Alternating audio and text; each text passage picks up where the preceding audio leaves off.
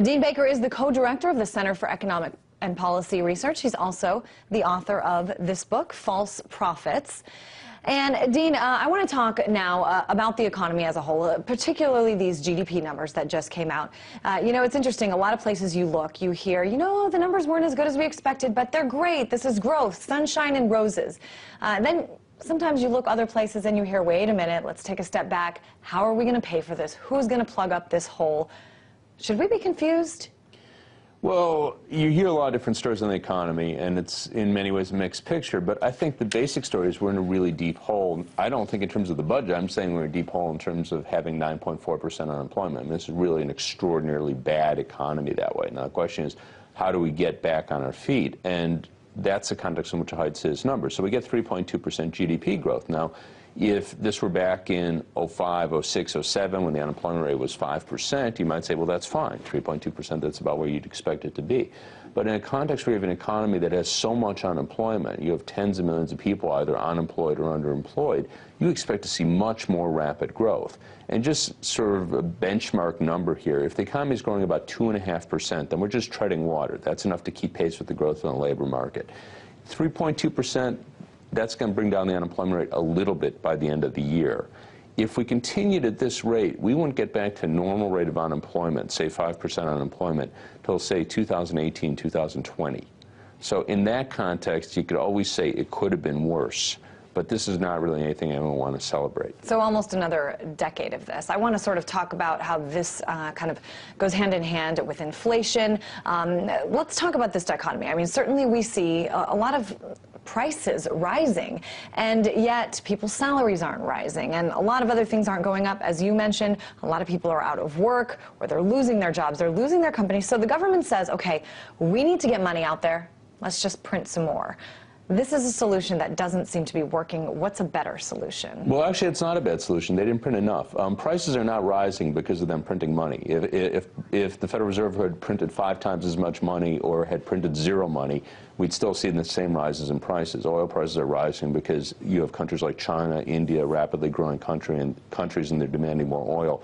Nothing that the Federal Reserve Board can do about that. So you didn't seem to see an issue with all this, an increase in more and more money being printed and put out there as the solution? No, I go around. Every business that's raised their prices, I go, did you raise your price because Ben Bernanke printed more money? I haven't found anyone that did.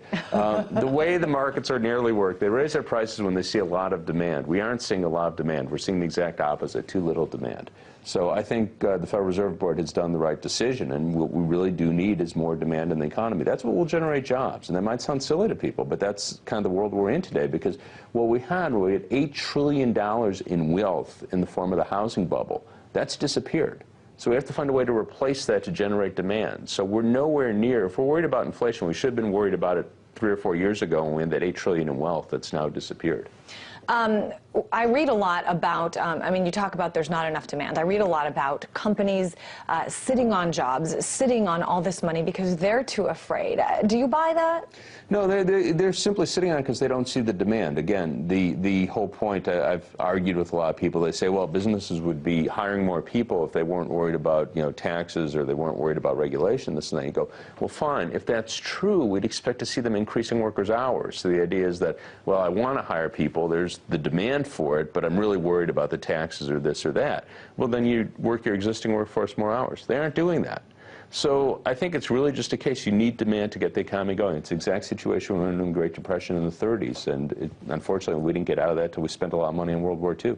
I want to talk to you about some of the people making the decisions. Ben Bernanke, formerly Alan Greenspan, formerly Hank Paulson, currently Tim Geithner. A lot of people. In your book, I just want to read this quote. You say, it would be difficult to imagine someone with a comparable record of disastrous failures being allowed to remain in most jobs. Would a nurse who routinely administers the wrong medicine and causes his patients to die be allowed to keep his job?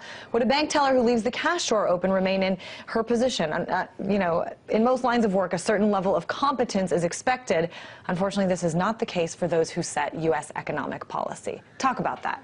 Well, the reason we're sitting here with 9.4% unemployment was because we made enormous policy blunders. There's this idea a lot of people are trying to push that, well, this is just sort of a bad event that happened in the world. And I'm going, no, look, we could have seen, we should have seen, I did see, others did see, that we had this huge housing bubble. It was unsustainable. The point of it being a bubble is it wasn't supported by the fundamentals in the market.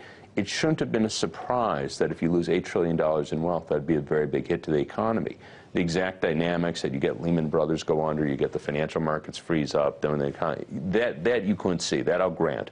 But the fact that you would have very serious fallout, you would get this sort of downturn from the loss of $8 trillion in wealth, that was 100% predictable. And the fact that people like Bernanke, Paulson, Geithner somehow didn't see that, it was their job to see that. And they should pay consequences for that.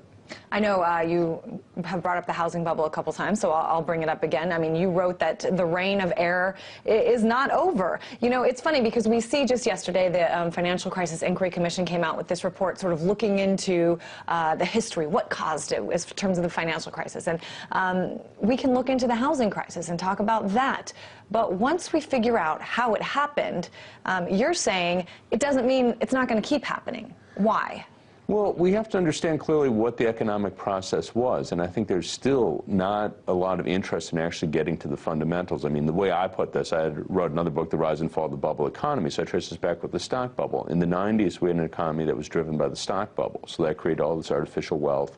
The bubble collapsed, we had a recession in 2001, which actually dragged on for a long time. We didn't start to create jobs again until 2003, and that was on the back of the housing bubble. And what I've argued is we don't want bubble-driven growth. Bubbles can create jobs, but the point is bubbles burst and they end very badly, as we see today. So what we need to do is get an economy that's growing on a sounder basis. And just real briefly, what is the one story that the mainstream media is missing when it comes to the economy? Well, I think it is, you know, this bubble story. We need wage-driven growth like what we had back in the 50s, the 60s, into the 70s, where you had productivity growth translate into wage growth, translate into more demand, consumption demand, more investment, more productivity growth. We aren't on that track. Certainly a lot to talk about here today. Dean Baker, co-director of the Center for Economic and Policy Research, also author of False Prophets.